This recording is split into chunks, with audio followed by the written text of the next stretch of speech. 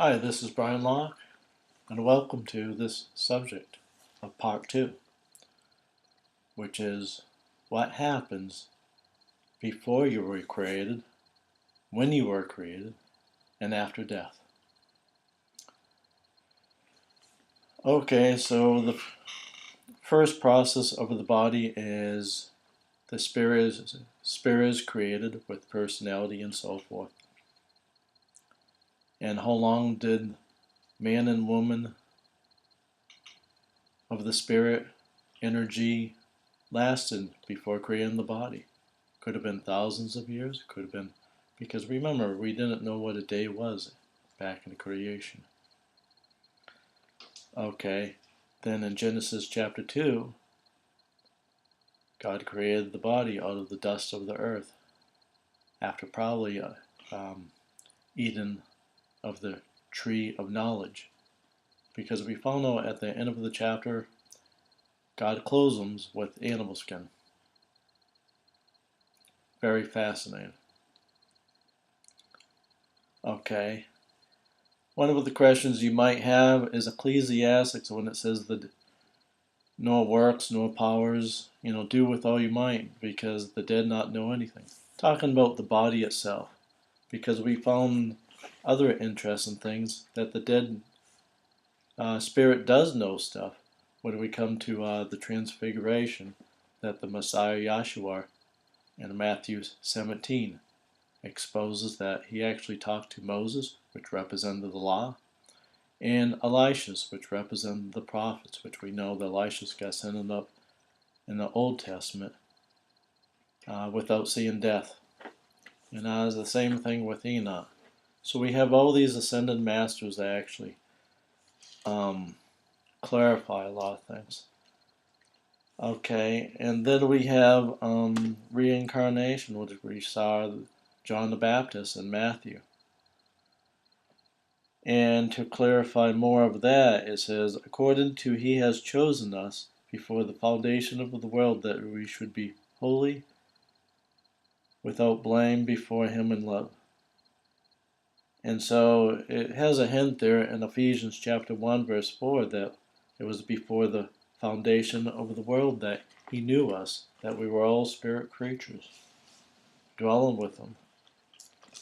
And with reincarnations, it makes a whole lot of sense.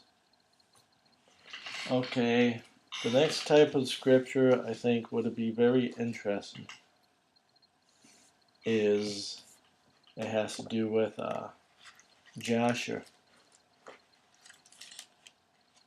I was going to do Samuel, but I can't remember Samuel what. But Jashar 42.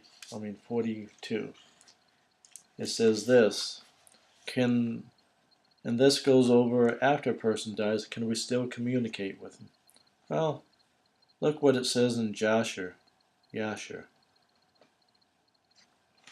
42, verse 30. It says, Joseph reached his mother's grave, and Joseph hastened and ran to his mother's grave, fell upon the grave and wept. And Joseph cried out loud on his mother's grave, and he said, O my mother, you who brought me forth, awake now, and arise and see your son, how he has been sold for a slave, and no one to pity him. O arise and see your son, weep with me because of my troubles, and the heart of my brothers. Arise, my mother, arise, awake from your sleep from me, and the director of battles against my brothers. How have they stripped me of my robe, and already sold me twice for a slave, and separated me from my father, and there is no one to pity me. Arise, raise your cause against before Elohim, and see who Elohim has justified in the judgment, and whom he will condemn. Arise, O mother, arise, awake from your sleep, and see my father, how he is with me this day, and confront him, and ease his heart. And at the end of this, after weeping and sorrowing and bitterness of heart, look what it says from the mother. My son Joseph, which she's crying from the grave because she died years before this. says, my son, my son. Joseph, have I the voice of your weeping and the voice of your lamentation? I have seen your tears, I know your trouble, my son.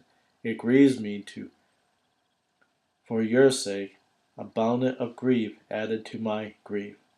Now therefore, son Joseph, my son, hope to Yahweh, await for him, and do not fear, for Yahweh is with you. He will deliver you from all trouble. Arise, my son, go down to Mesopotamia with your masters, and do not fear, for Yahweh is with you, my son.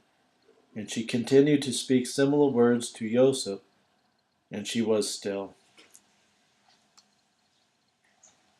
And then in verse 39 of chapter 42 of Jashar, we see other scriptures as well.